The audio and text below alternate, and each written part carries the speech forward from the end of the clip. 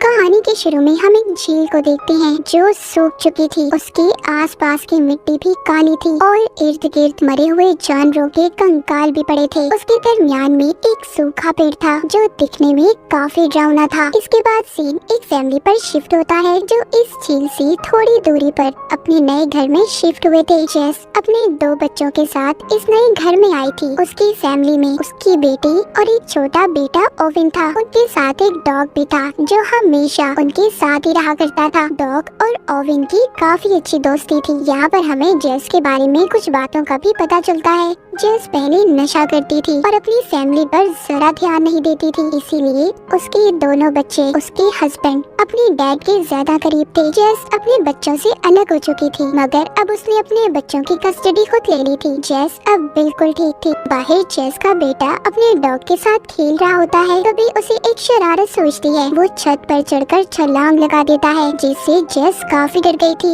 वो अपने बेटे ओवेन को मना करती है क्योंकि वो नहीं चाहती थी कि किसी भी लापरवाही की वजह से उसके बच्चे उससे अलग हो जाएं। ओवेन जेस से अब माफी भी मांगता है। जब ये अंदर जा रहे थे तभी हम डॉग को देखते हैं जो खड़ा जंगल की तरफ देख रहा था। न जाने उसे क्या नजर आ रहा था। वो जोर जोर से भौंकता है पर इस बात पर कोई ध्यान नहीं देता। उसी दिन रात को जब ये सो रहे थे तब भी डॉग बैठा लगातार जंगल की तरफ देख रहा था जो काफी अजीब बात थी। पर तब भी जेस उस पर ध्यान नहीं देती और सोने चली जाती है। अगले दिन जेस अपने बच्चों को अपने हस्बैंड के घर छोड़ती है। तभी उसका हस्बैंड उसे एक एनवेलप देता है जिसको जेस नहीं खोलती और अपनी जॉब पर चली जाती है। जेस एक हॉस्पिटल में नर्स थी। वो जाकर अपनी दोस्त से मिलती है, फिर एक मरीज से जिसका दुनिया में कोई भी नहीं था और वो औरत जिंदा नहीं रहना चाहती थी। पर जेस उसको बहुत समझाती है, कहती है देखो मेरी बात मानो, जिंदगी बहुत कीमती है। जिसके बाद हम जेस के बच्चों को देखते हैं जो घर वापस आ गए थे और आकर मछलियाँ पकड़ने उसी झील के पास जाते हैं जो हमने कहानी के शुरू में देखी थी। पर जब दोनों उसकी ऐसी हालत देखते हैं तो परेशान हो जाते हैं क्योंकि वो झील सूख चुकी थी और ड्राउनी भी लग रही थी। पर तभी उधर उनका डॉग भागने लगता है और भागते भागते कीचड़ में फंस जाता है। ओवेन और उसकी बहन दोनों उसकी मदद करते हैं। जब ये ऐसी हालत में घर जाते हैं जेस बहुत नाराज होती है। वो दोनों को डांटती है। जब ये रात को खाना खा रहे थे तो खाना ओवेन को पसंद नहीं आता। जेस उसे कहती है बेटा प्लीज आज ये खा लो, कल मैं तुम्हें तुम्हारी पसंद का खाना दूंगी। अगली सुबह ये देखते हैं ओवेन का डॉग जंगल की तरफ देखकर बहुत भूख रहा था।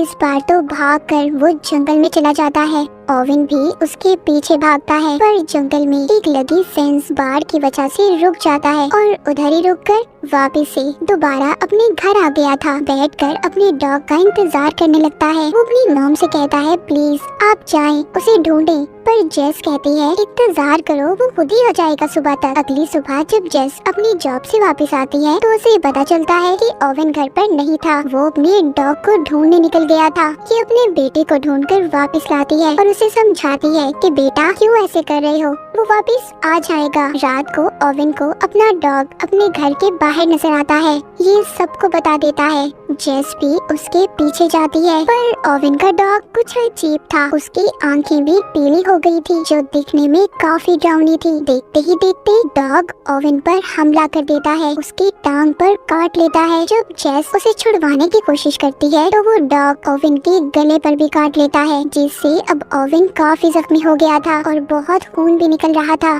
जेस उसको हॉस्पिटल लेकर जाती है। डॉक्टर उसका ऑपरेशन करते हैं। उधर जेस का हस्बैंड भी आ गया था जो उस पर बहुत गुस्सा करता है, बहुत चिल्लाता है, कहता है तुम्हारी वजह से ये सब कुछ हुआ है। जेस कहती है याद करो वो डॉग तुमने ही ओवेन को दिया था। खैर ऑपरेशन के बाद ओवेन की हालत बेहतर हो गई थी। उसको होश आ जाता है तो जेस उसको खाना खिलाती है पर ओवेन को खाना पसंद नहीं आ रहा था। उसका जायका उसे अच्छा नहीं लग रहा था।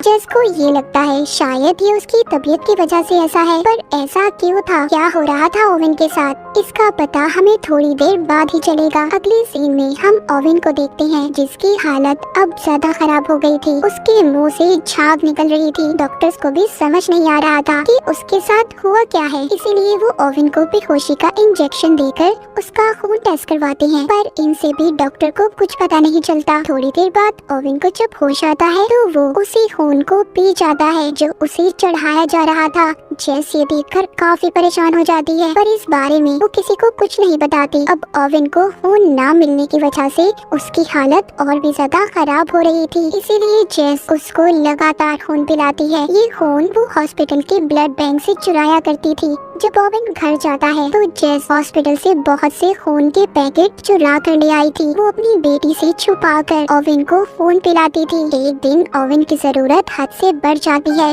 वो सारे के सारे पैकेट एक साथ ही पी जाता है। जेस जब ये देखती है काफी परेशान हो जाती है। उसे समझ नहीं आ रहा था कि आखिर उसके बेटे को हुआ क्या था। अब उसे हर जगह से खून मिलना भी बंद हो गया था, इसीलिए जेस अपने बेटे को जानवरों का खून पिलाना शुरू करती है। पर जानवर का खून पीते ही ओवेन की हालत खराब हो जाती है। जेस के पास कोई और रास्ता नहीं था, वो ओवेन को अपना ही खून निकाल कर पिलाने लगती है। वक्त के साथ साथ ओवेन की खून पीने की चाहत अब बढ़ती जा रही थी, जिससे जेस बहुत परेशान थी। इसी वजह से उसने उसे स्कूल भेजना भी बंद कर दिया था। एक दिन जेस रिसर्च करती है कि आखिरकार उसके बेटे को कौन सा इन्फेक्शन हुआ है कि वो सिर्फ इंसानों का खून ही पीना चाहता है। पर जेस को इसका कोई जवाब नहीं मिलता। अपना खून पिला कर उसकी हालत भी अब अच्छी नहीं थी। जेस को किसी और इंसान की जरूरत थी जिसका खून वो अपने बेटे को पिला सकती। अगली सुबह उसका हस्बैंड बच्चों को लेने आता है। जेस इस बात से बहुत परेशान थी। वो एक बोतल में अपने बेटे को खून देती है, कहती है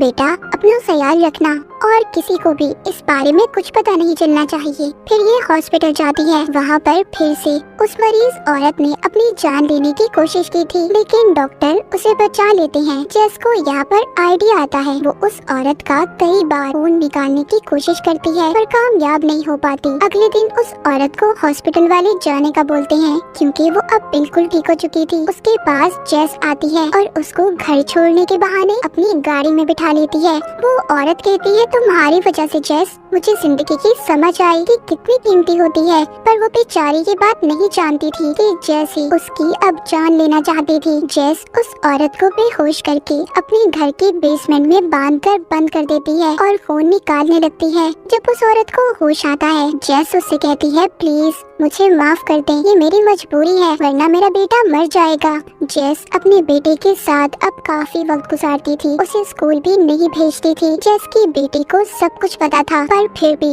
वो अपनी मॉम को कुछ नहीं कहती। एक दिन वो बेसमेंट को देखती है जहाँ पर ताला लगा हुआ था, इसीलिए जब जेस घर पर नहीं होती तो उसकी बेटी खिड़की से बेसमेंट के अंदर जाती है, जहाँ पर वो उस औरत को बंधा हुआ देखती है जो काफी बुरी हालत में थी। जेस की बेटी उसे छुड़वाने की कोशिश करती है, मगर तभी उधर जेस आ गई थी। उसकी बेटी उसे देखकर छुप जाती है। जेस भी समझ चुकी थी कि उसकी बेटी यहीं पर है। अब वो सारी बात अपनी बेटी को भी बताती है कि वो उसके भाई की वजह से ये सब कर रही है। वो भी ये सब बातें सुनकर जेस का साथ देने के लिए तैयार थी। जेस एक दिन जब बेसमेंट में उस औरत का खून निकालने जाती है तो वो औरत इस बार खुद ही खून देने के लिए तैयार थी, इसीलिए जेस उसको खून देती है। पर इसी बात का फायदा उठाकर वो औरत जेस पर हमला करके भागने की कोशिश करती है।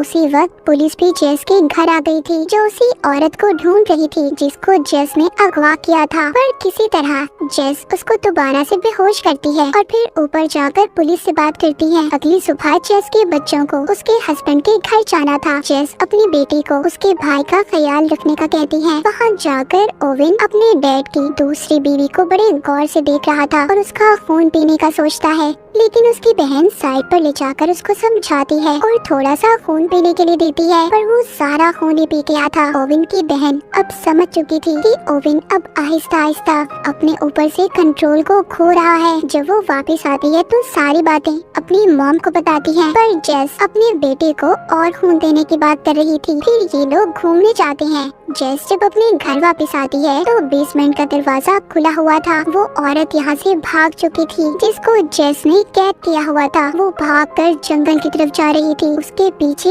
ओवेन भी जाता है। वो औरत तेजी से भागते हुए ध्यान नहीं देती और जंगल में लगी फेंस बार से उसका गला कट जाता है। वहाँ पर उसके पास ओवेन भी आ जाता है। बाद में जेस भी, पर जेस आकर अजीब सा नजारा देखती है। ओवेन उस औरत का खून पी रहा था जो काफी डरावना था। जेस सबसे पहले उस औरत की लाश को छुपाती है। अगली सुबह जेस फिर से ओवेन को अपना खून देती है, पर अब वो इस हालत में नहीं थी कि अपने बेटे को और अपना खून पिला पाती। लेकिन ओवेन बार बार खून मांग रहा था। तभी उसके घर पर जेस का हस्बैंड आता है जो साथ एक ऑफिसर को लाया था, क्योंकि उसका कहना था कि जेस उनके बेटे को स्कूल नहीं भेज रही। दूसरी तरफ हम जेस की बेटी को देखते हैं जो उसी झील के पास जो पेड़ था उसकी तरफ देख रही थी। वो जब उस पेड़ के पास जाती है तो उसे कुछ अजीब चीजें नजर आती हैं। वो वापस आकर जेस को बताने की कोशिश करती है, पर जेस का हस्बैंड उसे बात नहीं करने देता और गवर्नमेंट ऑफिसर की मदद से दोनों बच्चों को अपने साथ ले जाता है। उनके जाने के बाद जेस फिर से